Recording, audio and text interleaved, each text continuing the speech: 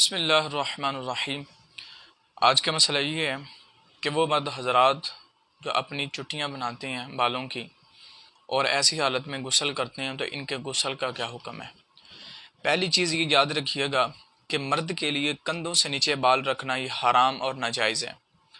احادیث مبارکہ میں نبی پاک صلی اللہ علیہ وآلہ وسلم نے ارشاد فرمایا جو بندہ عورتوں کے ساتھ مشابہت رکھتا ہے اس پہ اللہ کی لعنت ہے، اور وہ بندہ لعنت کا مستحق ہے جو اپنے بالوں کو اپنے کندھوں سے نیچے رکھتا ہے۔ شرعاً طور پہ اس کی اجازت نہیں ہے۔ اس کا غسل کا طریقہ یہ اگر کسی نے رکھی ہوئی ہے تو اس کے لیے ضروری ہے کہ وہ اپنی چٹیا کو کھول کے تمام بالوں کو جو ہے وہ دھوئے گا۔